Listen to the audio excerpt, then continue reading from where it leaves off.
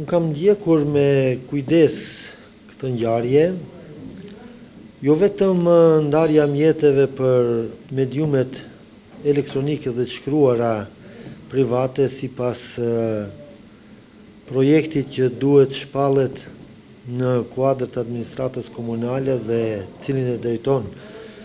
Drejtorati për Veprimtari Shoqërore, por edhe shumë projekte tjera janë duke u zhvilluar pas një procedurë absolutisht edhe më të voglën të mundshme. Mund thuhet përfundimisht se gjithçka që është duke ndodhur në pushtetin vendor të komunës Preshevë është në mënyrën më sharlatane të mundshme,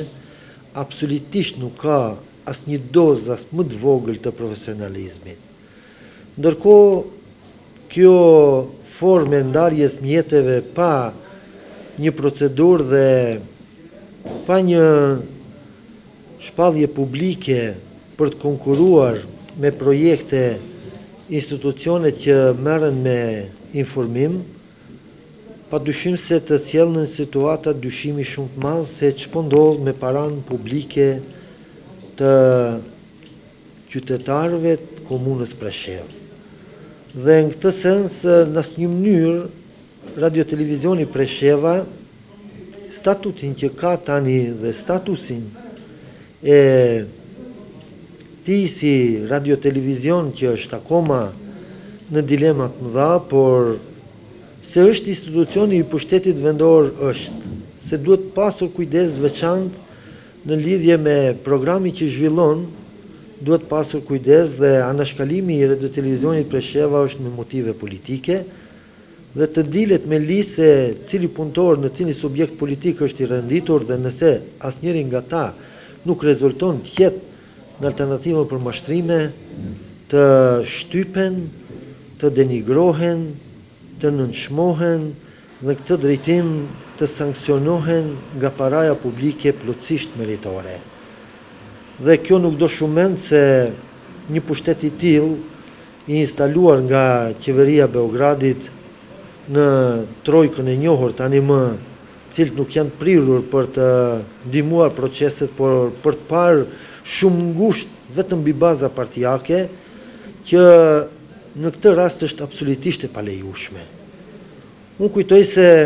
kjo mund ndodhte kur do të kishte një fuqi absolute të fitores në zgjedhjet e lira dhe demokratike dhe atëherë mbase mund të jetë gjerdiku spaku e nënkuptueshme, por megjithatë për këtë situatë përfundimisht është e palejueshme që punëtorët e Radio Televizionit Presheva të sankcionohen në pjesën materiale në mënyrë që ata të nënshtrohen dhe të gjunjëzohen një kryetarit të një organi të dhunshëm në komunën e Preshevës. Dhe këtë drejtim unë përcjell dhe mesazhin tjetër që qëndrojnë jo vetëm në vijën partijake, por le të qëndrojnë në programin e tyre profesional të gazetarit, të kamermanit, të stafit që punon teknik në institucionin Radio Televizion Presheva, se do të gjendet zgjidhje dhe do të jenë të mbështetshëm përfundimisht pas 24 dhjetorit. Dhe kjo është shumë e sigurt, sepse Partia Demokratike Shqiptare në këtë sens është e bindur dhe është e vendosur që të drejtoj komunën Preshevë sipas parimeve dhe rregullave mbi profesionalizmin e plot, duke i respektuar gjitha institucionet e saj, të cilat janë të themeluar akoma më parë. Prandaj nuk ka asnjë pikë faji në çështjen e statusit tyre si institucion, asnjë nga punëtorët në çfarë do resori dhe drejtimi ose shërbimi qoftë në Radio Televizionin Presheva, dhe këtë drejtim kujtoj se do të kompenzohen në lidhje me gjitha ato që kanë ngelur pa u kompenzuar për vitin 2017. Dhe në këtë rast uroj që të kenë durimin maksimal të gjithë punëtorët e Radio Televizionit Presheva, sepse do të trajtohen në mënyrë më të mirë të mundshme dhe njerëzore, e në asnjë mënyrë nuk do të sankcionohen me forma diktatoriale të cilat janë papara ndonjëherë në komunën e Preshevës. Po shqyra qëndrimi im edhe kur është aprovu buxheti i vitit 2017, sidomos buxheti ndarë për mediat, është paraparë është ditur, është ka qenë për opinionin njërë dhe për kuvene se ai shumë e ndarë para parë për informim ka qenë me siguria e kyçera të Presheva. Dhe këtë mund të them me plot përgjegjësi se buxhetin e vitit 2017 kanë përgatitur APN dhe PVD dhe besoj masi që vetëm se vetë ato kanë zgjedhur organet e